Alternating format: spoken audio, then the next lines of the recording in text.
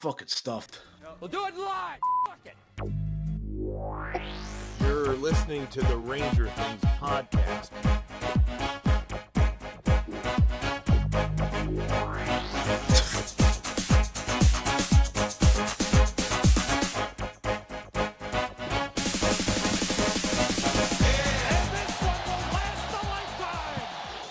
Welcome to Ranger Things. We're recording on January 7th, 2024.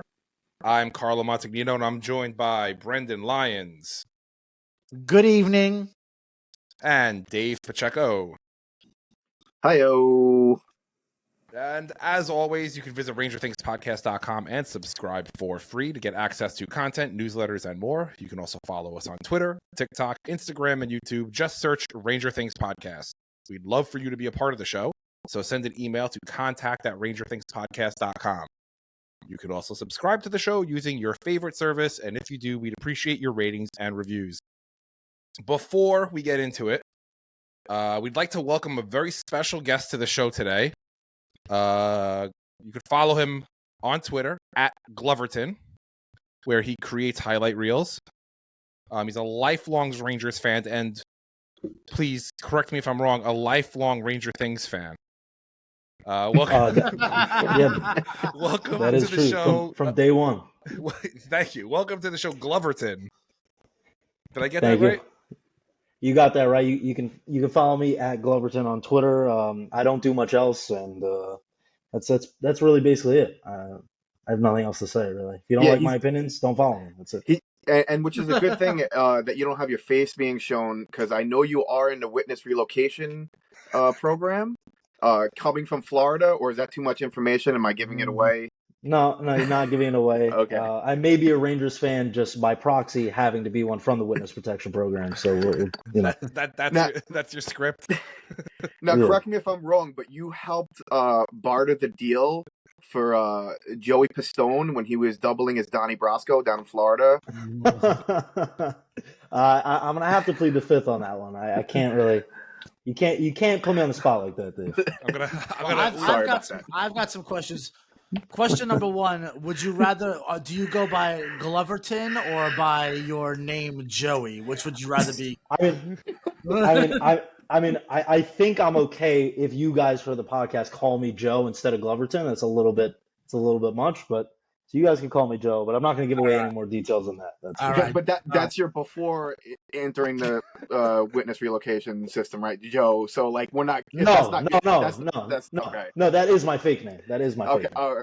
And then more importantly, Joe, what's the status on the Vinny Trocheck mustache? How's that coming along? I see you've been a long time follower, Brendan. That's pretty crazy. Yeah. I had to get it. My boss told me not to come back if I kept that on. So I managed to grow out the rest of the beard for now. But I really been thinking about bringing it back, especially with the way he's been playing. That's really what you want these days. I mean, it's back in style. So I mean, who saw that coming? This is why I hate and for the Jersey Wise guys out there. Yeah. For the Jersey Wise saw guys that out there, coming? My uncle James saw that coming because he never got rid of his fucking mustache. Sorry, Dave. Go ahead.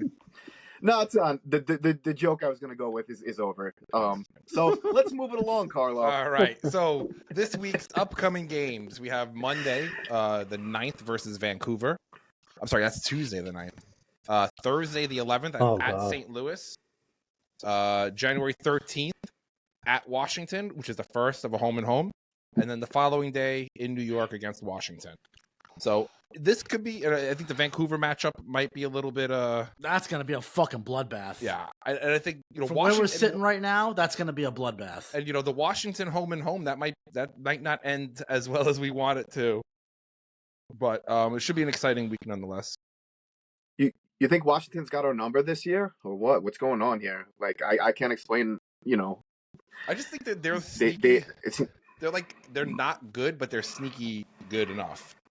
So if the Rangers are sleeping like they've shown they can be, they can make easy work of us. Dude, Vancouver is like almost the one in the West. They're in the Pacific they're one, but I thought they were frauds they're right coming behind. up. I thought they were frauds early on. but they Yo, stuck No true. way. No way. I mean, this Canuck shit is fucking for real. but like it came out of nowhere, and the first 10 games, okay, you get hot the first 10 games, first 15 games. Now it's like almost halfway through the season. You're like, holy shit, this team is legitimately fucking good. It's scary. Yeah. No, this team is the real deal. Going into the next four, I mean, you look at the lineups. We probably split Vancouver and St. Louis, and then you probably split the two Caps games. I mean, coming off of Montreal, I mean, I don't know if you guys want to go backwards, but just from last night's game, yeah, I don't think they have the pace coming down, those three periods to really keep up with Vancouver at this point. I mean, they're quick, they're strong in all facets, and Montreal, they kind of got gassed a little bit last night. I don't know who watched the game last night, but they were gassed at the end of it for sure. I watched the game last night. There's a couple of things I thought about that game. Yeah, we might as well jump into it. Yeah. First of all, I get why people are frustrated about the Montreal game. I'm admittedly frustrated about the Montreal game, and I'll say this: I don't think we're ready to hit the panic button yet. Looking at this week, I didn't think we were going to be 1-1-1 at when we recorded this podcast. That's a little bit alarming. But here's the deal. Here's what I'll say. I feel like we always get stuck playing a team right after they just got their fucking shit pushed in 6-1 or 7-1, and now they're coming home in front of a home crowd. We're always that team who has to play the team after they just got their asses kicked. That's one thing. And that happened to Montreal. They got their asses kicked by Buffalo right before we played them. 2, we historically suck in the Bell Center. Mm-hmm. Historically. Yeah, that stat that came out was nuts. Yeah, I think we're 72 and 143 in the Bell Center. So, it is what it is. It's, it was a slow start. We showed some life. We stole a point, and in the end, we got goalied by Monty. What are you gonna do? I see. I only caught the last 10 minutes of third period through the shootout yesterday, so I didn't know what else happened in the game really. I just watched some quick highlights, but I do like how all of the pressure that the Canadians were putting on the Rangers in that last 10 minutes of that period and the overtime, the Rangers did not break. They kept holding steadfast. Quick made some beautiful saves, but I don't think it was large in part by him. I think it was the defense and people, back checking and keeping the guys to the outside. Yeah, they had a lot of pressure, but there was nothing either getting through or through cleanly.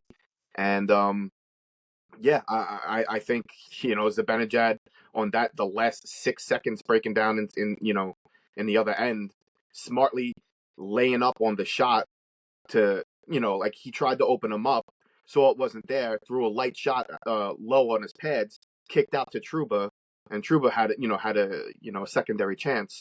Mm-hmm. So I think that was kind of smart hockey. Yeah, it didn't pan out in the end. Monty stood on his head. Quick is 0-3 in his last 3 games started, I think now. No, he's 2-1. Yeah, well, 0-2-1. Yeah, 0-2-1. Well, 0-3. A loss is a loss. In my book. We gotta lose a point. We gotta listen. Yeah. Don't knock the loser point. The Islanders are gonna go to the playoffs on loser points alone. My stance has been, I've been screaming it. I don't know. Well, you guys probably, of only people hearing me. But when are they gonna get rid of this fucking shootout and bring back ties? Just make it a fucking tie. It's never going back to ties. I'm sorry. That's a really loaded question. That's a whole other episode. That's an entire. Because you said you didn't watch most of the game. What I would say is, I think Brendan is right that historically we've always been bad when for some reason teams always get the shit blown out of them, and then they come and face us, and they're upset they won one, and then we get to face that. The difference here the reason I think this was a really important game is that if you're down 3-0 and you have Gallant on your bench, I mean, you're down 3-0, and it's even more of a fight to get back to even scrape out a point. I would say my dad's take, weekly, I text my dad once a week, something like that. he always has his one Rangers take for the week, and he said, to climb back, come out, and get a point, that in itself is a W, and I don't think that the Rangers really in years past would have done that. I don't know if it's credit to Laviolette, and I'm not a huge Laviolette guy, but I didn't see typical Rangers hockey is what I'm trying to say. No, I agree with you, Joe. I do. Honestly, what's funny? It's funny that you bring that up because I think watching that game last night, particularly in the third period, it's the first time this year where I've had a what are you doing, Laviolette moment. Where I feel like the third period of last night's game was the first retread moment Laviolette has had as the Rangers coach this year. And that's because for some reason, and I don't know why, he completely benched Othman in the third and was like double shifting Wheeler, Wheeler's got fucking concrete feet at this point. I don't know what's going on with this fucking guy, why he's still in the lineup. This is the one bone I have to pick with Laviolette on the season is Blake Wheeler. But Brennan Othman came into this game on fire. I understand he got hemmed in early, but the whole team got, Dave, I know you didn't watch it, but for the first 20 minutes, we spent the first 20 minutes on what looked like a 5-on-3. We were hemmed in our zone for 20 solid minutes. But I mean, and it feels like the bottom six are the only ones who paid for that. Yeah, coming out of the first period. And, Will Cooley was definitely the only guy to show up. I think Laviolette has something going. To play Othman that much in his second game, I don't really know. Maybe he looked to Wheeler for some kind of, just experience-wise in a game. You're 3-0 down, you try to get something back. Speaking of which, season high in shots, I think it was like something like 44, 45. 48. And they, the most frustrating part of that game was that at the end, you get a power play, you're going to seal it with a goal, and you throw everybody out there, and it just falls apart. I mean, that was the only frustrating bit I really saw. To echo a lot of the points made, it was a great moral victory to come back and get that loser point. But when the Rangers have played not well, or when they've had losses, I should say, it's all from defensive issues. And Brendan, to your point, they were hemmed in the zone because they couldn't get it out. They couldn't break it out. Why? It's like that first pass is just like a lazy first pass. Like they do have a tendency to get lazy on defense. And that every game, you can go back to every loss. It's lazy defense. Not bad defense. It's lazy defense. Like half-hearted passes, maybe some like coasting around, losing your coverage.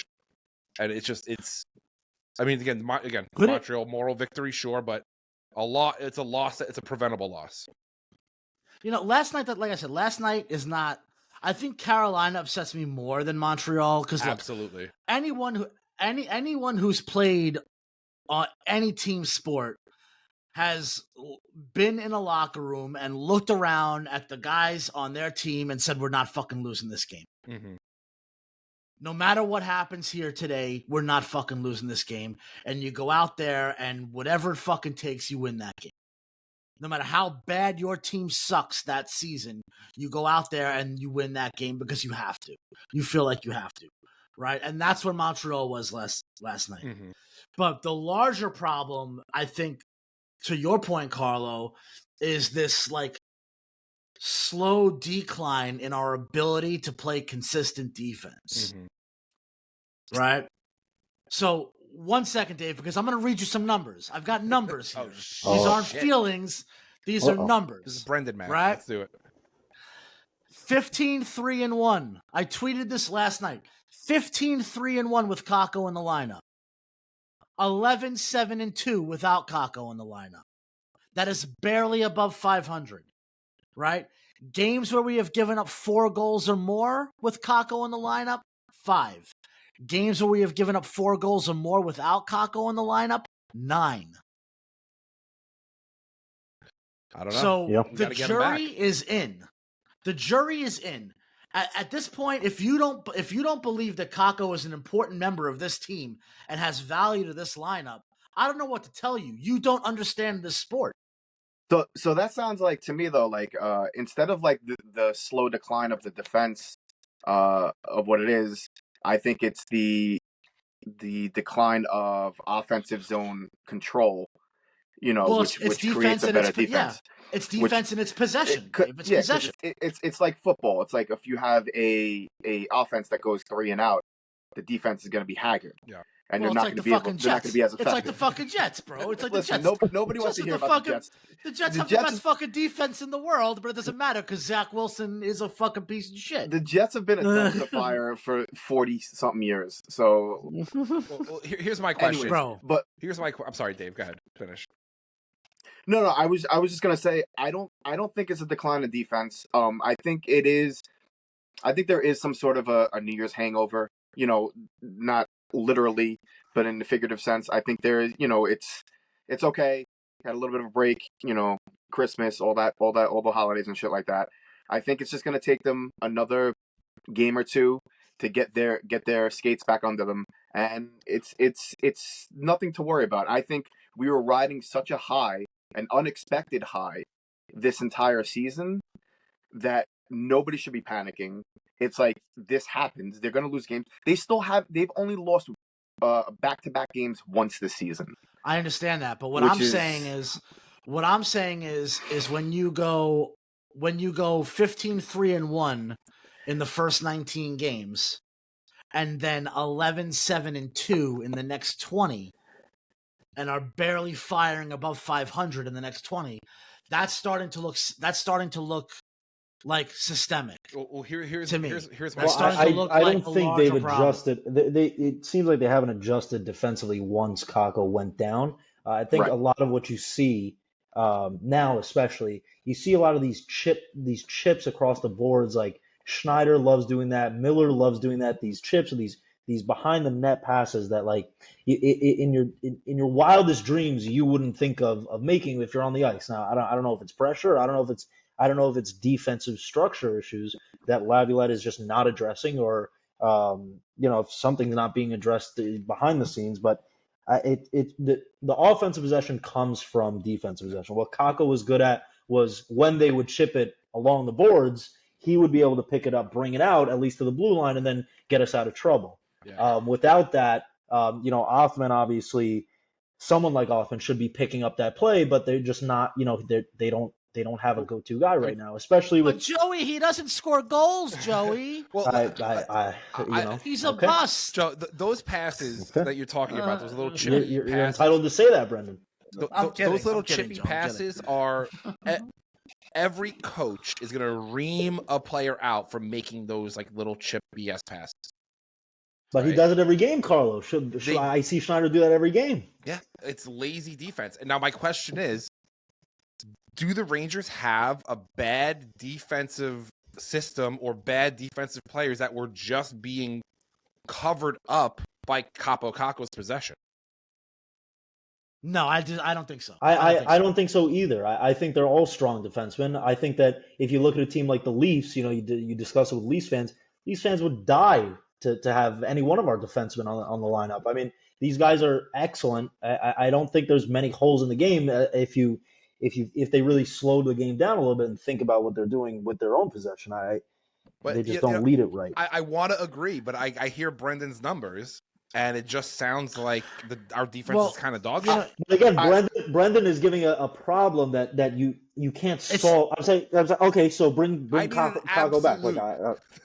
An absolute. Yeah, well, here's the thing. Defensively, and is Here's the thing. a Celtic They are declining defensively, but remember, defense it's a team effort. Mm-hmm. I agree with Joe. I think 31 other teams would look at our blue line as the toast of the league. Our worst defenseman is Braden Schneider.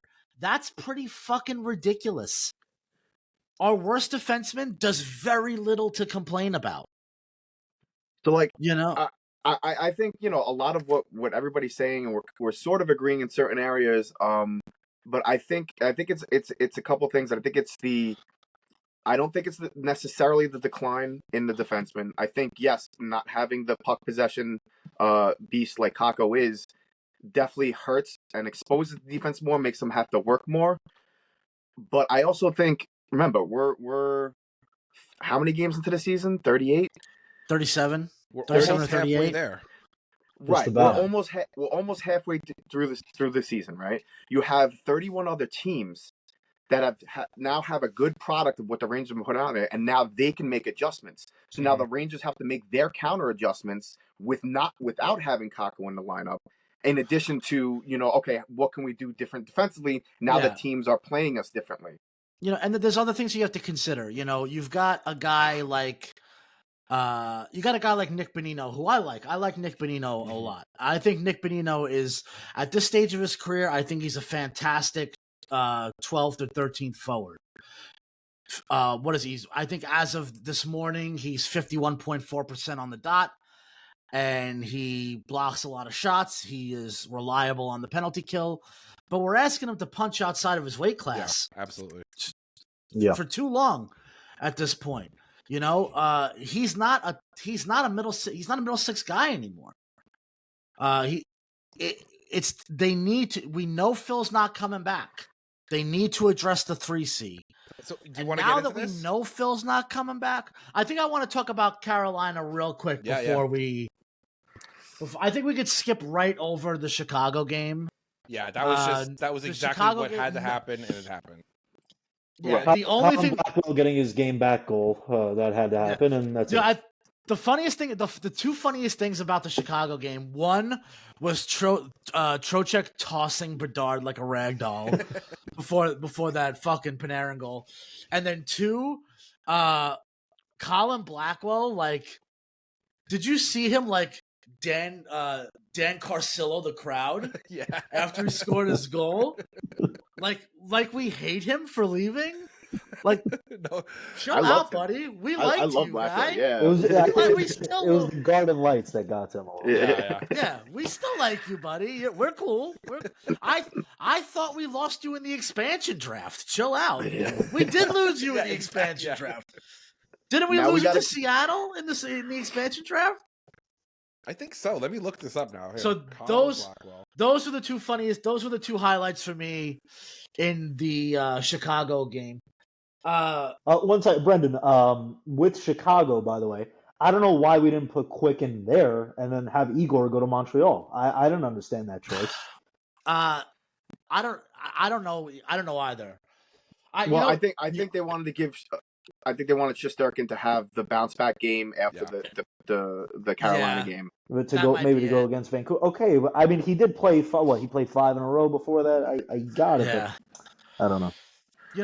If it was for nothing other than to give Igor a nice, an easy win, then I'm cool with it. It could have really backfired. A loss to Chicago that would have been really fucking bad. devastating for Igor.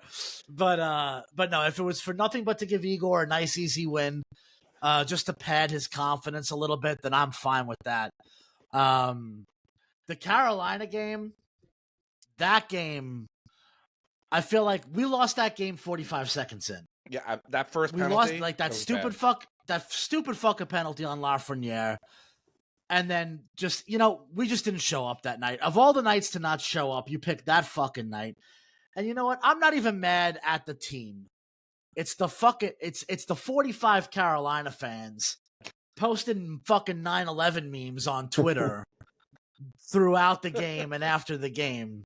Did you see the Hurricanes' own their own account posted a submerged hand of the Statue of Liberty? Of the city underwater. How is this an NHL franchise that gets taken seriously? That I really had a question about. I don't understand how that. Because they're barely an NHL franchise, bro. They're barely an NHL. So they get to walk over the nation that allows them to play game. I just didn't understand that. What drives me nuts is that if any city or state is going to be underwater after a storm, it's fucking Carolina.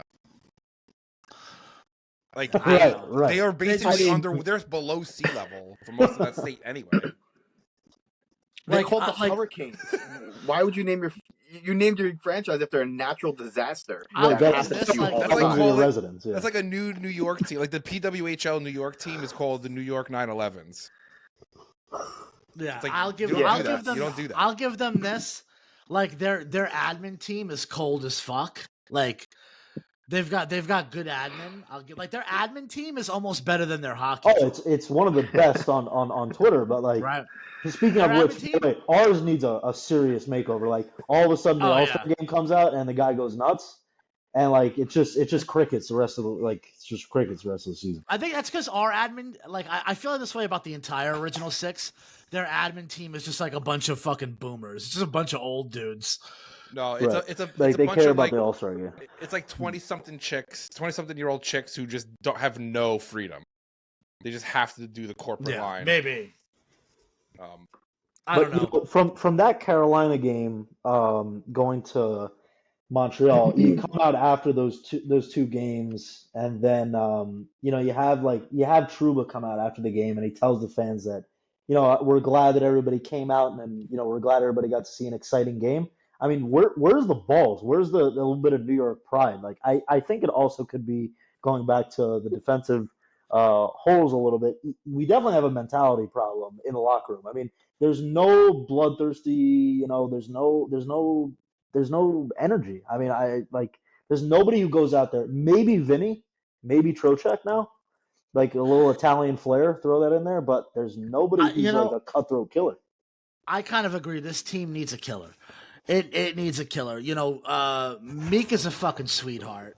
I want to take Mika home to meet my parents. Kreider's very business forward. I think Kreider might legitimately be a psychopath, but he doesn't speak to anybody. Yeah. The only dog is Will Cooley, and Will Cooley's basically going to be Chris's replacement. Come a few years. So maybe it's going to be these fucking kids. Maybe it's going to be guys like Cooley and Othman who are going to step up, and be that personality, because it's definitely lacking. I agree that it's definitely lacking. Maybe we need a little Anisimov injection. Remember when he fucking Jesus. Oh, for sure. cocked the stick and shot it at the net after he fucking scored a goal? Can you imagine Panarin pulling that off? Oh, that'd be fucking beautiful. Do you remember like the aftermath of like everyone lost their mind because he did that fucking stupid celly, and then it was road to the Winter Classic filming at the same time, and like he was getting chewed out in the locker room, and he's like, "I'm sorry, I did not know. I'm so sorry, I did not know." I was like, "Oh my god, what an embarrassing clip!" Well, what I did wrong? What I did wrong? Exactly. Me? He was in the penalty line. Me? For what? I thought that was fucking great. As he's skating out, he says, "I'm like, you ruined my whole fucking day." As he was skating off the ice. So Anisimov, it's funny. I can't believe he's fucking back. I found out at I woke up at like fucking 5:30 in the morning to go to the bathroom the other day, and I'm like fucking like my eyes are barely open, and I'm looking at Twitter, and I'm like, I just see fucking Artem Anisimov signs with New York Rangers, and I was like, wait a minute, what the fuck? I'm like really well. He's got the PTO with Hartford, so he's not. Yeah, Hartford owns the contract, but bring him up. Bring him at this point. Just bring him up. He's send Wheeler down. Bring Anisimov up. Let's get Wheeler up. Let's get him up on a big team. What's the worst that could happen at this point? Throw him out there against Washington. Where would he go? What was the draw preseason to get Wheeler? That's my question. I don't even. I think it's like leadership. I think it's familiarity with a new captain, Trouba. Joe, he had 55 points last year. All right. What happened? And he got bought out. He got bought out, and him and Trouba are friends, and he said, "I'll take veterans minimum to come play here." And when a guy has 55 points and says, "I'll come play there for $825,000," it's hard to say no to that. You know what I mean? Yeah, it's definitely a low risk, higher reward. You know what it is? I mean, we've seen this before. Sometimes, guys, you'll see them steadily. You see some guys like steadily decline, and then other guys you see just absolutely hit a wall. Mm-hmm. And that's what happened with Wheeler. He just hit a fucking wall. I'm trying to pull up his stats, and he's just fucking bleeding at just laying down next to this fucking wall, just bleeding out. Maybe give him like a maintenance day or two. Like have him sit out, be a healthy scratch a couple of games, get his. Get some. So he has something. cortisone that shots. fight or that he some got shit. in, he looked like he needed a wheelchair after he got rocked against Chicago. Bro, he looks like he needs the fucking. You ever watch fucking? You ever go on YouTube and watch those fucking chiropractor videos? Oh yeah, that's Of so the guy, satisfying. they wrap the towel around their neck and they what is it called, the ring dinger? Where they I don't know, fucking pull their neck. It's like a fucking noose. Well, That's what this fucking guy looks like he I mean, needs. Wheeler is on Put pace. this fucking guy in traction. Wheeler's on pace for like a 35-point season. So it's like if he had 50 last Pretty season, It's actually really fucking awesome for Yeah. $825,000. yeah, Yeah. exactly. It's just the slowest 35 points we're ever gonna fucking see in our lives. But listen, this week fucking pissed me off. I have one last thing I want to talk about this week, and then we can move on. I Okay. probably can move on to whatever you guys want to talk about. The one thing I want to talk about, it didn't even happen in a Rangers game, but I saw it, and then I saw the fucking aftermath on it, and I knew you guys were going to have an opinion on it, so I wanted to talk about it. So, Sandra and I, Joe, you probably don't know this, but my wife, Sandra, is a die-hard Devils fan. Oh, so you're like that couple in the MSG ads, basically. Yes, pretty much. We're Jesus like the Christ. couple, we're like the couple in the Fanatics ads. Where we're Dude, like, you have two kids, one wears a Ranger jersey. yeah, when we stand back to back, and we're like, That's really Do you- funny. that couple, yeah. Do you root for each other's happiness now instead of your own teams, or is that No. okay? No, it's It's a healthy brutal. marriage. It's brutal. So, what we do, what does end up happening now is I end up watching a lot more Devils hockey than I ever would have before we started dating, and vice versa. She watches a lot more Rangers hockey than she ever would have before we started dating.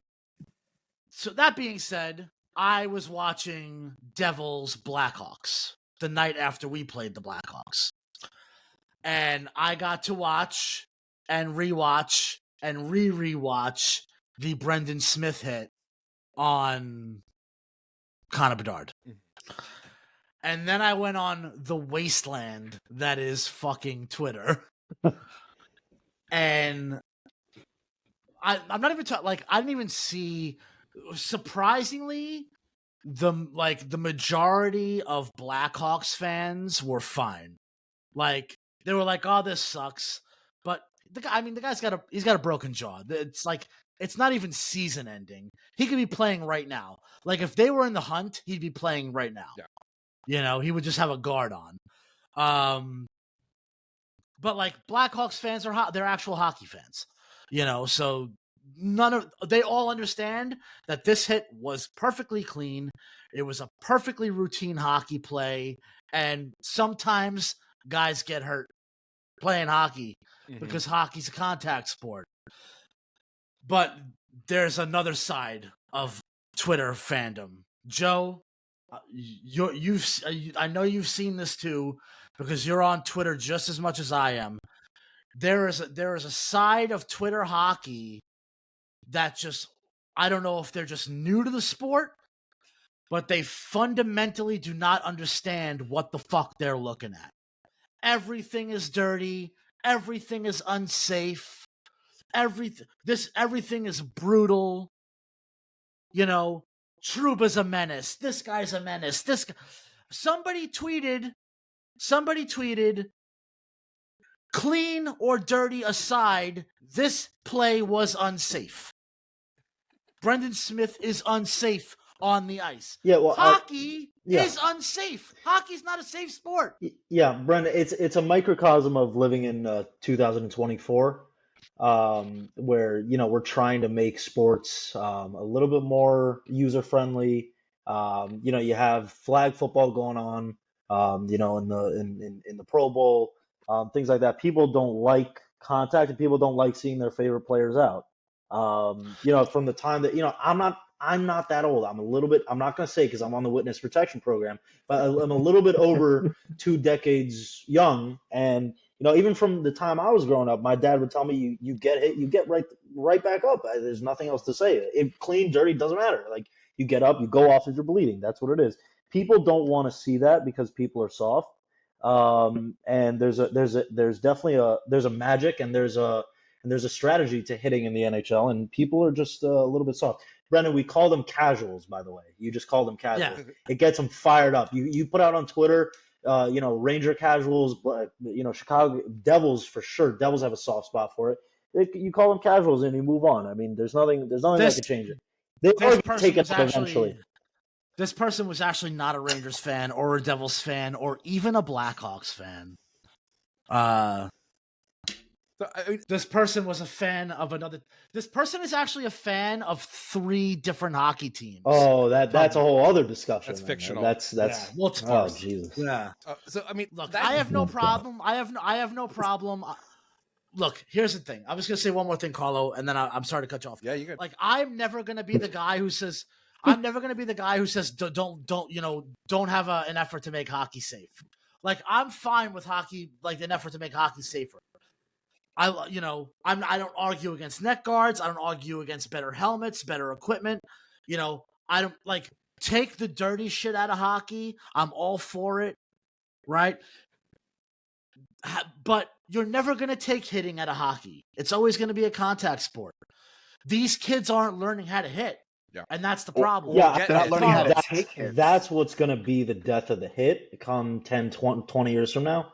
You're going to be seeing a lot less of it. And, the stripes are getting on it. The NHL referee game has not been on their game this season and when it comes to hits. You've seen a couple that were iffy that go either way. And, sometimes they get called for boarding and sometimes they don't. They don't know what the hell they're doing anymore. And I think it just needs to be said that, this is you come here to play and part of playing is getting hit. And that's it. Yeah. I don't know. When it comes to like football and you say kids are playing and, they're, in football, you're going helmet to helmet constantly, obviously. And, for kids growing up with football, I don't think that's so much of a problem. But for the NHL, like Dave said, you see kids coming in and they get rocked from, a normal hit that 20 years ago, you would have been called some word that starts with a P and ends in OC if you didn't take it properly. Like that's what it is. The thing is, it's not even so. Like, I mean, obviously a clean hit sucks to see a young kid get his jaw broken. Sure, it's not even that kids are not learning how to take hits. They're not learning how to give hits. Even the hits that like all these dirty hits are happening now. It's because people don't know how to give hits. The problem, and this is, I forget where I saw the take, but it's not my take, but it's a perfectly great point. It's that Connor Bedard thinks he can cut across the middle of the zone. Like, are you out of your fucking mind? What idiot is with his head down? With his head down, like that is where you get lit up. And Brendan Smith, not even an aggressive hit. Yeah, no. I'm crossing over, I'm putting my shoulder down, and you're gonna get rocked. And it's like how? But this is the game. This is the hockey that is being Brendan played. Smith, for Christ's sake. I know it's not like he's not Scott Stevens. That's for sure. Right. Scott Stevens would have taken his head off. Right. Yeah. But it's like these kids, like they grow up, they become superstars because they've never gotten hit because nobody hits, and you could just dipsy doodle around across the middle and take over the entire center of the ice. And of course, I could fucking score on these fucking junior teams at this point because no one hits. Go ahead, Dave. Sorry. I was just gonna piggyback on his point, and I don't think it's just like systemic within like the NHL, the hockey community. I think and this is me, 40-year-old man talking. It is a generational thing. There is a lack of self-preservation. There is this unfettered trust there's no danger in other people because everything was made safe. Everything was kid gloves forever for them. So, like, there is no situational awareness because they think, okay, everybody's going to follow the rules because these are the rules. A pedestrian doesn't have to pay attention to the traffic signs because they have the right of way, even if they're crossing against the red. It's this. I don't know what it is. They just expect other people to follow the rules, to always listen, and they're going to do whatever the fuck they want to do. And then when consequences happen, they're left holding the bag. Yeah. I just think. Yeah, I agree listen, completely. I used to work in the school system, and one of the big reasons I left is because they literally took the word consequences out of the school system. So you do something wrong, there are 0 consequences.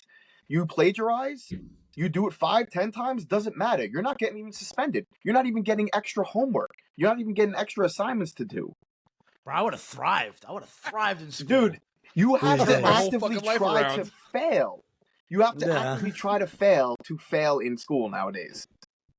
You So know, let me- Brendan, by the way, speaking of the Devils and injuries, the report came out today that they're really not looking good. I mean, Siegenthaler out, Hughes out, Meyer. I don't know what the hell happened with Meyer. I saw something Bro. crazy on Twitter, something with his junk. I don't even know what that's about. Injured Dude, reserve. I'm hiding all my wife's shoelaces right now. Please. Oh my God. It's bad around here, Joe. It's The bad. belt is But the look, go-to, so hide belts. Look, I saw all these tweets after that hit, and it made me so just I got like visceral angry. It's just because look, obviously nobody wants to see a kid, especially a kid that talented, get hurt. Nobody wants to see it. But the bottom line is, and something that people used to understand, something that I was made to understand when I What Yes, the well- fuck? Don't worry about What that. Joe's like, somebody Don't worry played. about that. Somebody might have Joe's just like walked in. watching YouTube videos while he's on his podcast. I was This guy's- watching Sorry, Steve Harvey. sorry, my mom was said- watching a Steve My Harvey mom sent me- comedy special. My mom sent me a text that said, "Please read." I thought it was an emergency. I apologize for that. It was Ended up being an was- Instagram link to some bull. that was the Steve Harvey comedy special. Every man must own a black suit, a blue suit. That's right. And anyway, Sorry, we're gonna when shut I- that off. you know, Sorry about that. He's not I wrong. st- I started playing hockey when I was 7 or 8 years old. I started playing football when I was like 12 or 13 years old. In both sports, one of the first things I learned was it is my responsibility to protect myself. Hmm. And it is not Brendan Smith's responsibility to protect Connor Bedard. Right. It is Connor Bedard's responsibility to keep his head up, looking up ice, and protect himself. So when I see people ready to fucking burn Brendan Smith at the stake, Brendan Smith does not have a history of being a dirty player. One of at the all. nicest Brendan guys Smith in the doesn't NHL. he's one of the nicest guys in the league. He doesn't have a history of being anything. He is so benign. He is one of the most benign people in the league. He is literally without personality. You know, Brendan, the same thing happened when with that a little bit earlier in the season, the Trouba hit on Nosek when he had his head down, driving to the. You have your head down. You're gonna get planted on the ice. The next thing you're gonna see is ice. I mean, that's it. That's it. And you know what? If you have your head down, a piece of your face is going to get clipped. Right. Every That's time, going to yeah. happen every Right. single time. If you don't want to get hit in the nose or in the chin, get your head up and you'll get hit in the chest. Yeah. Or you'll get out of the way and it won't happen at all. But people, God, I can't believe I'm going to quote fucking Tom Brady. Tom Brady said in an interview not too long ago I love my that dad. he thinks that the NFL is on the decline because it has become defense's responsibilities to protect offense. Brendan, Yeah. you got to repeat that. Did I cut cut out a out little on bit. you guys for a second? You You cut cut out. out, yeah, but it'll be in the record, so the audience listening to this is going to hear you say it twice, but we need to hear it again. All right. So you guys need to hear it again. I can't believe I'm about to fucking quote Tom Brady. You got that, yeah. But Tom Brady said in an interview pretty recently, somewhat, that he thinks the NFL is on the decline because it's now become incumbent on defenses to have to protect offensive players and not the other way around. When 20 years ago, it was his job to protect his receivers and tight ends and running backs from foolish, that he didn't throw the ball over the middle because he didn't want to get his receivers lit up. Mm-hmm. Now quarterbacks could throw the ball wherever they want, and if the receiver gets lit up, it's 15 yards. Yep. Roughing, it's a pass interference or unnecessary roughness. Well put. Or whatever. Mm. So yeah, I mean that's across the board, and it's like it's the softening of professional sports. It is what it is. That's a whole other episode of this show. It's a whole other episode. Make Anyway, people's that's it. That's all I had to say about last week. personal responsibility again. There we go. Put that on a hat.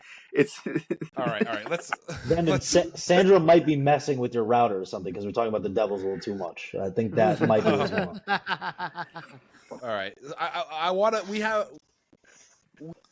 Let me do an awesome transition here. We have a 3C problem, right? We know this. We touched on it a little bit earlier.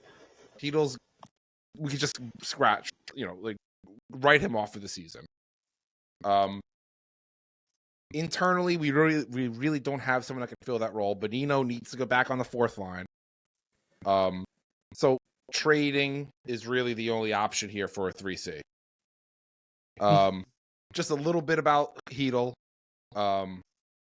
He is skating. That's great, but he's missed 23 games.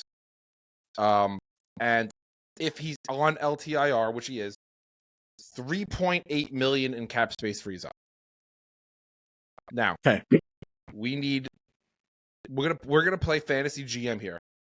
Who do you make a trade for? Who do you target to be your new 3C for the Rangers the rest of the season?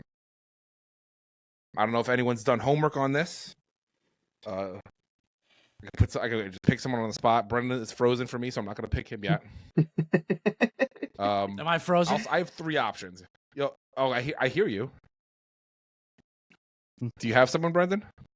I'm just gonna turn. I think I've got something going on with my camera, so I'm just gonna turn it off. Okay. So I'll go first. I think my first target, Kevin Hayes. Ooh. He's bringing the Hayes back. Bring him back. He's 7.1 million, but half of it is retained by Philly. So he is at 3.5 to bring him in. He's 31. He signed through 25-26. He does have a 12-team no-trade list, and I cannot imagine the Rangers are on that list. I think Kevin Hayes. I think he would love to come back. To be honest, as 3C, I mean, he could play 2C if we need him to. He could go up and down the lineup. I think that's right. That's but the fact easy. Okay, but before that, before we get into that, what are the other two? Oh, the other two? Okay, this is yeah. So I'll do my realistic one first.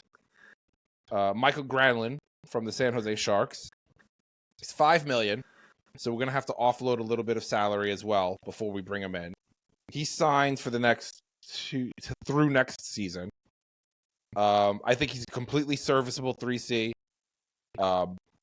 He probably can play up a line if he has to, but we don't need him to. The contract is not great.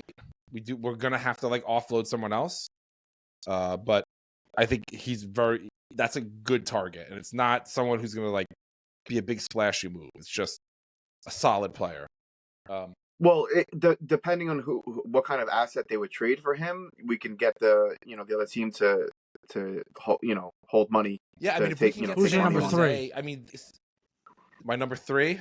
Well, let me answer Dave's question first. San Jose, they might not be able to retain because they're not they don't have that much room on the cap. But we don't know what their plan is for next season. So maybe they will hold on to it. All right, my number 3. Hear me out. Steven Stamkos. Okay. Yeah, a lot of people were saying this. Yeah. He's 8.5. He's in the last year of his contract, so it's a rental for this season. He's not happy with Tampa because they haven't negotiated with him yet. If you can get Stamkos half retained, so that's 4.25. Right. You kind of have to find $500,000 in cap space. But I think we could do that. And you have Stamkos, and you bring him in. Maybe you don't put him on. You put him on 2C. Put Trocheck down to 3C, and then you have. I don't know on 4. No, It's between moving Trocheck to the third. I don't think that's a move, and also I don't like For Steven the age. Stamkos? Like hockey players are not aged wine. I don't think people realize this. Like Blake, just judging from Blake Wheeler, like going after Stamkos, I don't like it. I think Hazy or Granlund is a little bit better. A lot of people are talking about Well, Elias okay. Lindholm, which might not Stamkos be is realistic. Well, okay, everyone wants Lindholm. That's Right. that's gonna be a free fucking That's going to circus. cost. Right. Stamkos is 33 and Blake Wheeler's 37. That is a lot. As someone who's crossed both those thresholds, those are two very different ages. 33 is not. I mean, he has at least 2 more years as being Steven Stamkos. He's got a little gas left in the tank. I hear you. So again, I'm not gonna. Kevin Hayes is my favorite here. Stamkos is my wild off the board pick, but I think it could work if we can find the salary. I'm inclined to agree with you for sure. I think Kevin Hayes is probably the best get for the money and what he's got another season after this signed, or he's done after the season. Kevin Hayes is signed through 26. So he's Okay, like so we would have this year and next year. This year, oh wait, no, I can't next match. year, Yeah. and the year after. Oh, that's great. And then he's probably not that. So, and his cap hit $3.5 million. That's beautiful. I mean, and considering like I'm glad Hedl is skating and stuff like that, but honestly, his future, he might not have a future. It's really sad for me to say those words. So I don't know. Can Yeah. you guys hear me? Yeah, Brendan, you're good. You're good. Am I back? I think you're good. You're back, baby. Sorry to cut Could you we back. do something like a Granlund and Duclair, something like that? I mean, San Jose is definitely selling, so I like something like that. Who do you send to San Jose? Right, that's the question. Like if it's just Granlund, it's like, and they can retain a little bit, you can make it work. If we have to give up like Goodrow for Granlund, sure. Well, nobody's taking Goodrow. So really, what you're talking about assets, and I do think we have a couple first rounders, albeit they're going to end up being 31, 32. A first rounder for Granlund. A first rounder for Granlund and Duclair. I mean, you get. I mean, your problem solved. Duclair, yeah. I'm big on. I was big on Duclair before we started talking about a center. I was big on Duclair. I still think they should go after him, regardless of the current center depth issues. I'm really big on it. Yeah. So I think if we want to get serious, if we want to talk serious, if we want to be a serious contender come the spring, we need 3 pieces. We need a 3C. We need one more top 6 winger, and we need Kaapo Kakko back. So I I would love Elias Lindholm. I think if you put Lindholm and Kakko on a line together, that is like the most defensively sound line in the league. They control possession. Like that's a crazy playoff line. But Carlo's right. Every team in the league, every team in the playoffs is going to be gunning for Lindholm. The price is going to be too high. I think Michael Granlund would be a great option, but again, he's going to be a premier target. Same as Lindholm. Remember, guys, we're not looking for a 1C or a 2C. We are looking for a 3C. So let's not make the Trocheck mistake again, right? We spent $6 million on Trocheck to be a 3C because we thought Hedl was going to be our 2C. Now we've had to slide Trocheck up into the 2C. Let's not go and overspend on a 3C again. Do you think Granlund? I think is a 1 or 2C. I think Granlund is a 2C. I don't think so. I think Granlund. I don't think so. I think if we're gonna target San Jose, which I think That's a good team to target. I think we've got a relationship with their front office with Greer being there. Right? I agree with Joe. I think Duclair is a guy. They got a guy in Duclair over there. Bring him home. The kid's got gas in his legs. I love Anthony Duclair.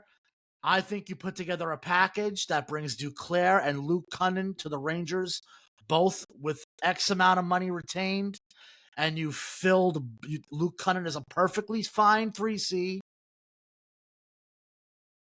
Duclair is a top 6 winger. You get Kakko back for the playoffs. Brodzinski becomes the 13th forward. Othman at this point is going to have to stay with the team because he's not going to make it through waivers. Mm-hmm. And you see and at that point you ride it out. That's it. This is the team. But Wheeler's got to go. Wheeler's got to go. I don't know what just fucking. He's got a no does trade Goodrow clause. cook? Wheeler's got a no trade clause. Goodrow? I'm sorry? Does he have a no waive clause? We could waive him. Could waive him. He doesn't have a no move. He has a no trade. We could waive him. And then Goodrow is, let's see. Goodrow's got the modified, and I think we have enough assets to sweeten a deal. I don't think it's going to happen, but I think we have the assets to sweeten a deal and get him off the books. I just don't think they're going to do it. Yeah. I think they like Barclay Goodrow. I think they want to keep him around. Look, I think we all know that Barclay Goodrow is not an 82-game guy. He's a 16-game guy. He comes to play in the playoffs. But it's hard to watch him in the regular season. Yeah. It's tough watching this guy. He doesn't bring much on a night-to-night basis. And Goodrow's got a 15-team no trade list, so he's not going anywhere. He's not. Yeah, leaving. because it's like people like fucking Mickey 8 Rangers are convinced that like Patrick Kane, the Arizona Coyotes are on his fucking like places where this guy will get traded to list. No, he's like, yeah, you could trade me to Toronto if you want, right? Or you could trade me, to fucking Boston if you want. But he's not gonna go to the Sharks. He's not gonna go to the Blackhawks. Actually, he might go to the Blackhawks, but he's not gonna go to Winnipeg or Ottawa or like it's not gonna happen. So yeah, I mean, I don't know. I like the Kunin Duclair idea. Yeah, that's pretty good. Yeah, I think and if Duclair, it keeps Patrick Kane off the fucking team, I think Duclair is going to be a hot target though. I think he's going to be a hotter target than Granlund, to be honest. But Duclair's also a head case, so yeah, that's another thing. I don't know. I like Duclair. If we were to go for him, I don't think we should go for him and a center from the Sharks, to be honest. I think if we're going to get Duclair, we get Duclair, and that's it, from the San Jose Sharks. And I think if we need a center, we go and get a center from St. Louis. We get Hayes from St. Louis. I think Hayes is the best move, dude. I honestly do. And he's a locker room guy. Like, he's going to be that personality that, like, shakes the stiff out a little bit. He's got a rapport with Kreids and everything like that. Duclair is a former Ranger. He can hack it in New York. I just think he didn't during the time his tenure with the Rangers. He didn't have enough of a No, he was a kid. He was a support kid system. playing. Yeah, he was a kid playing for AV. Yeah, So Right. that's yeah. So it was just like more circumstances than anything. But I think go get Duclair, go get Hayes. You might have to give up somebody on the roster that we don't want to give up though. We have to be realistic with this. You have Hayes for 3 years. Duclair is just a rental, so we can throw a prospect, we can throw a first rounder or whatever, maybe, or a first rounder and a second rounder to get him. That's kind of expensive for just Duclair. Who you giving but up for it might Kevin pay Hayes? dividends. Who you giving up for Kevin Hayes? Well, no, you could just pick up Hayes. St. You Louis. could pick up Hayes for. You don't have to dump salary because it's all there. Yeah, so we don't have to dump first salary. Round, straight up first round, maybe some other other assets. You don't have to dump salary? No, he's in at half of it's retained by Philly. Yeah, half of his salary is retained by Philly, so you're paying $3.57 on Kevin Hayes for the next 3 seasons. Worth it. You know, In a 3C by the role. way, realistically, I just thought of 2 other guys. One realistic, maybe one not so. Unrealistic would be Yanni Gord. I think really good, especially as a third line center. They value him in Seattle for a reason. Is he going to go for that much again? For whoever's listening, I'm not a great cap guy, so if I'm wrong on this, I'm wrong on this. I don't give a fuck. But Gord would be great. The realistic one would be Andrew Kopp.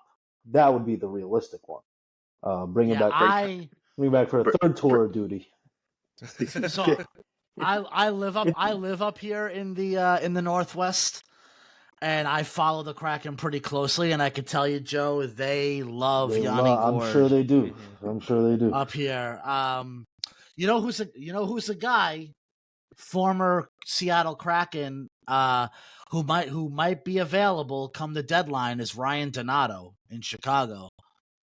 And if you could, I did want to see them put a package together for maybe Foligno and Donato, or Foligno and Dickerson, or Donato and Dickerson. That might work. You could probably get Chicago to make some moves. I feel like Foligno is going to be. He's like the daddy of that team right now. So I don't think Nicky Foligno's my guy. Nicky Foligno's my guy. I mean, I love Nick Foligno. I definitely have a soft spot for him. And he's got gas. He's got gas in the tank still, Foligno. He's got a couple years. I don't know, something about him. He just like I feel like he brings that torch energy. You know, like he's Dubinsky. He's a Dubinsky player. He's like that same. Yeah. Number 17. Yeah, but 36, Brenda. You can't do the. Yeah, I dude. know. If the Rangers are gonna go get anything, this is not the '94 fucking Rangers where we're getting these old fucking, old timey, sign half of Vegas. Hall of Famer motherfuckers.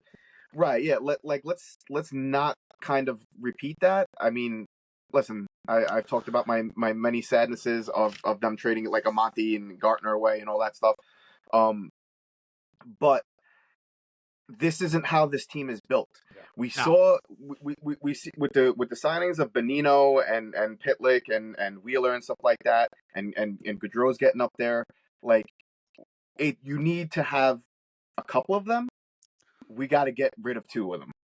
Yeah. We can't be adding more guys. All right, let me ask you. Over 34 years old. Let me ask you a question. Let's say we throw a first at St. Louis for Kevin Hayes, straight up. Yeah. Right? Let's say that's the deal. A first at St. Louis for Kevin Hayes, and they take it. Right?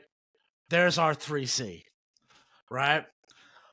Do you think would you do a second round, a third rounder, maybe let's say 2 second rounders, a third rounder, and like a prospect or 2 to take fucking Barclay Goodrow off our hands, provided they're on the list of teams, and give us at 50% retention Pavel Buchnevich back? Wow. That's fantasy land. I mean, I think any one of us would take that. Yeah, but I think Pavel back. I mean, it's a lot of picks, but I go. I first, think it would be. I don't care. I go first in 2 seconds. But you'll win now. You'll win now. Why not? Yeah, I would go first. I think in 2 seconds. I think if we were gonna package Gaudreau and stuff for that, I think we'd have to throw in like an Othman or Perreault, somebody that had. No, which I'm a little bit more reluctant to do because I'm too optimistic about the future of this maybe team. maybe a Berard. We'd have to throw in Zach Jones or something like that. They know what they have in Buchnevich. Yeah, they know they can ask an absurd price. I don't know. And be warranted in that. We're also forgetting the fact that Zach Jones is number 1 trade piece we have. And yeah, we'll give him Zach Jones. Zach Jones, a first, a second. I would do that. For Zach Jones, Bro. Gaudreau, a first and 2 seconds for Booch and Hayes. That's a pretty Done. good. I'll do that Bro, every day. I'm of the telling you week. right now. I said before we needed Call a your boy center. Chris up. Hold on, let me get on the I phone. said before we needed a 3C, a top 6 winger, and Kaapo Kakko back. Right? If that's Kakko, Booch, and Hazy, we're going the distance, boys. Joey, write down the date and time I said it. We're I'm going gonna the mark distance. this clip. Mark it. Mark it. All right. So, we're coming up a little bit on time, but I want to share something with you guys that's not even hockey related. It's maybe a little bit. Last night, I played a new sport. I never heard of it before last night. Called whirly ball. Has anyone here heard of whirly fuck? ball?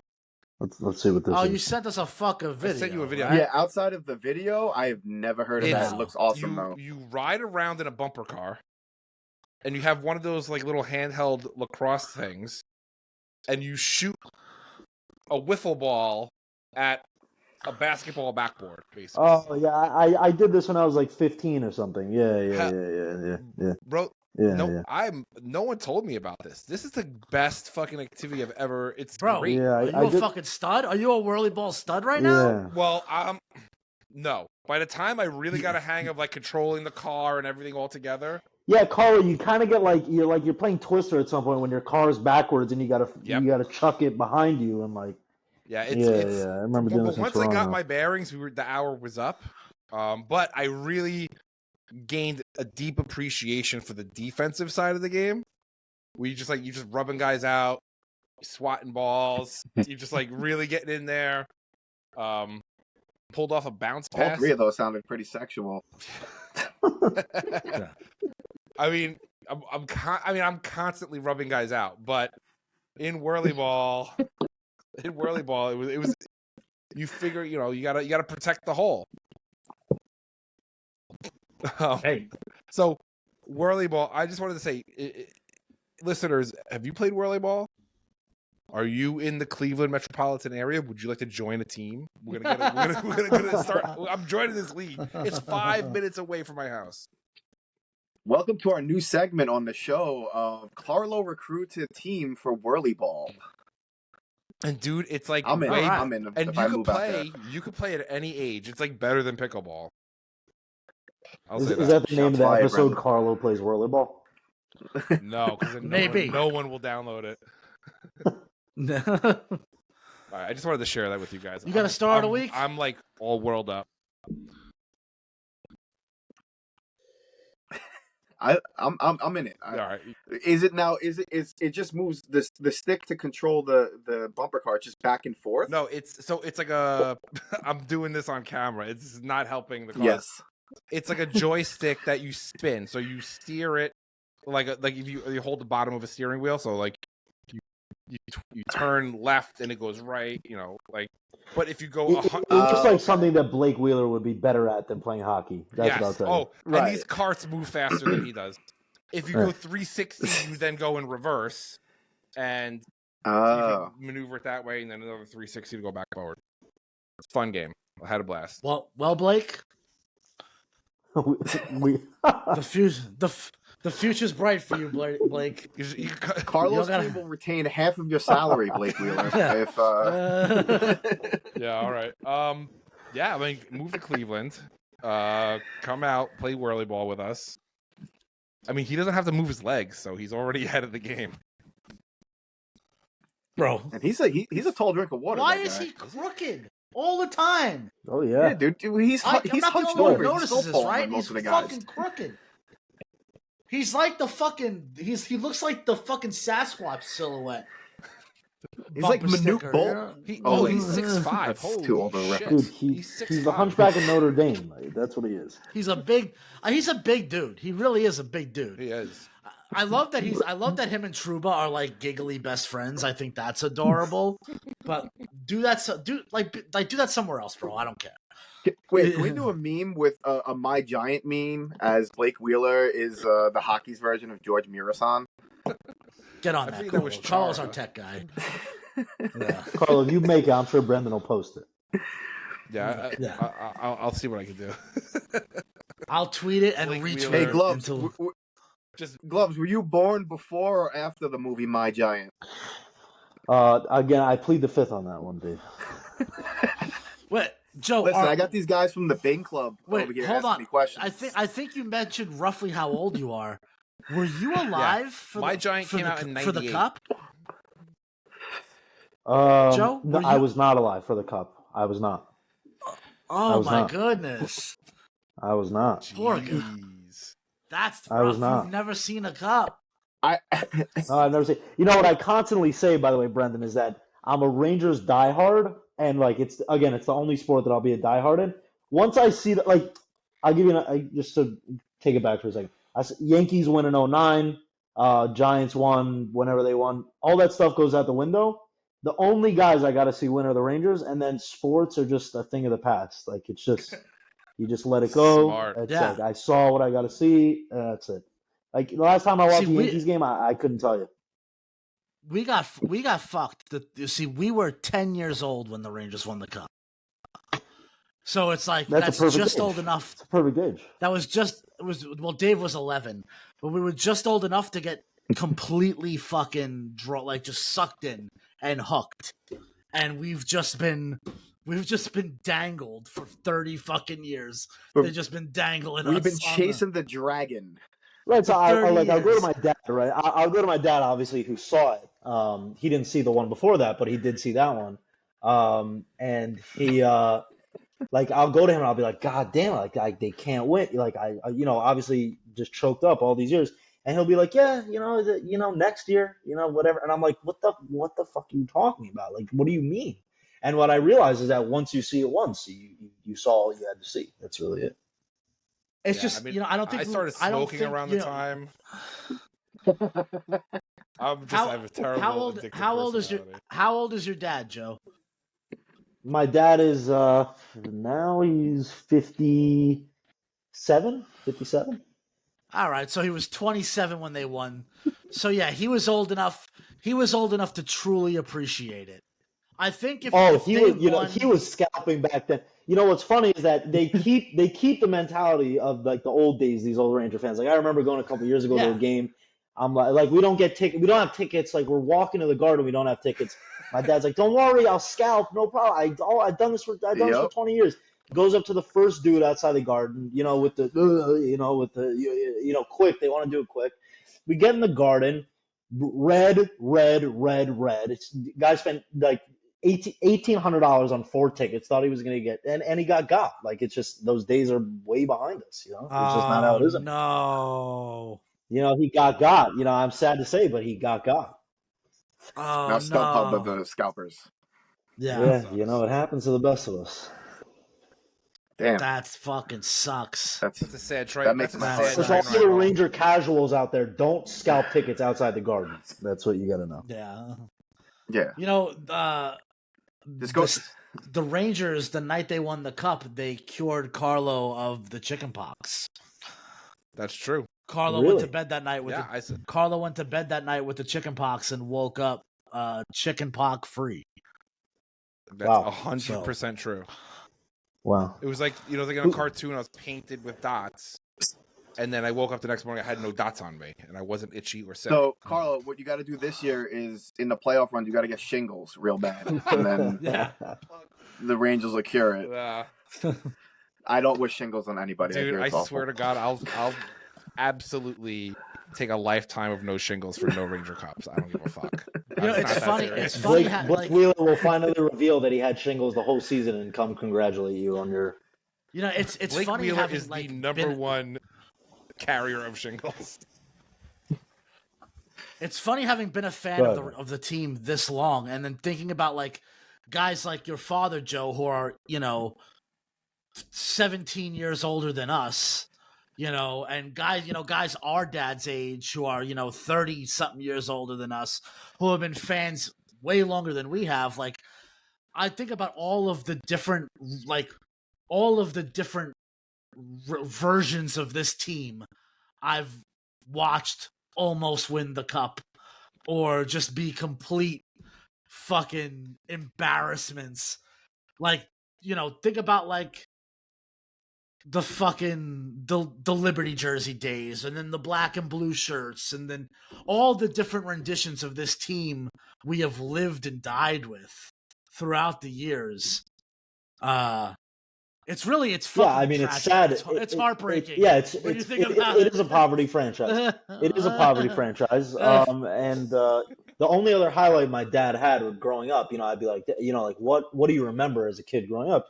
And he'd like turn on like the Boston the Bruins brawl like in the stands, and he'd be like, oh yeah, like I saw that, and I'm like that's your highlight, like like guys walking up into the stands, like I guess so. I mean, I guess it's poverty franchise. I don't think we're a poverty. GM. I don't think we're a poverty franchise. I think, to me, a poverty franchise, Joe, is a franchise that has no fans and makes no money, and we're not that. Like the Carolina Hurricanes. Like the Carolina Hurricanes, or the Florida Panthers, who were 3 games away from winning a Stanley Cup and still can't sell out their barn on a Saturday night. I hear you. I hear you. Tampa, but I just think historically franchise. of the original 6, you're a poverty franchise. When you really take things into consideration, you're a poverty franchise. Yeah, I mean, Chicago, maybe, I don't know. If you look at the original 6, Detroit, New York, and Chicago and Detroit are the bottom rung of that. Detroit had a really great stretch in the 90s. Chicago had a really great stretch in the 2000s. So Rangers are probably the worst. Actually, no. Toronto is the worst of the original 6. Yes. Yeah, Toronto. Because all of their cups came from like 7-game seasons with 6 teams, and every game was played in Toronto anyway. Do you know that Toronto has never won more than 2 playoff series? Yeah. Ever? They are never ever. They've never even had in to the win years a where third they've won series. even in the years where they've won the cup, they've never had to win more than 2 playoffs. Right. 2. Yeah. Right. Back then, the playoff structure was 1 game of hockey and then a week of whirly ball. Yeah. Everybody go down to Coney Island. All right.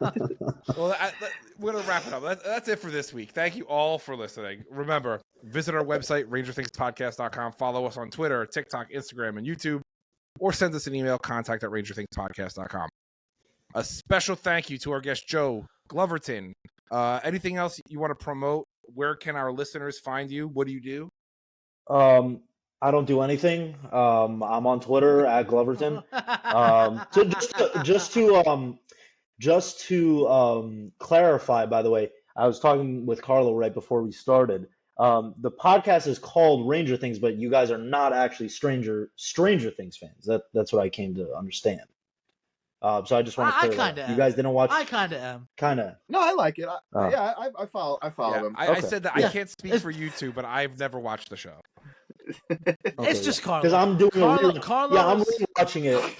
I'm rewatching it on Netflix right now, and like it's good. Carlo, you should watch it. If you never watched it, you should watch it. Carlo's very against all things pop culture, Joe. Very against all things pop culture. That's not true. That's not true. I am not against anything pop culture. It's very nostalgic. I am not against pop culture. I am particular in my tastes. That's what that'll have to be a discussion on the next pod. Then that'll have to be a discussion. I'm watching The Americans. Great, that's a great show. Wow, what a show! It is. A lot of that shot on Staten Island. That is shot on Staten Island. But yeah, that's agreed. Special thanks to Joe. Joe, thank you for coming on this week. It's been fun having you on as a guest. Yeah, we appreciate it. Thank you guys. Thank you. Yeah. Thank you, Dave. Thank you, Brendan. Thank you, Carl. Joe, where's your favorite place to get Italian food from where you're around? Oh man, there's not a lot of places out in East Iowa. That's what I got to tell you. Smart man. We're gonna get you to divulge personal information on this podcast one day, Joe. It's gonna happen. What's your address? For Dave Pacheco. Tip your bartenders, Ranger fans. Brendan Lyons. Carolina, you're still my fucking fraud of the week. You pieces of shit. Forgot about that segment. I just blew right by it. I'm Carlo Montagnino. See you all next week. Thank you.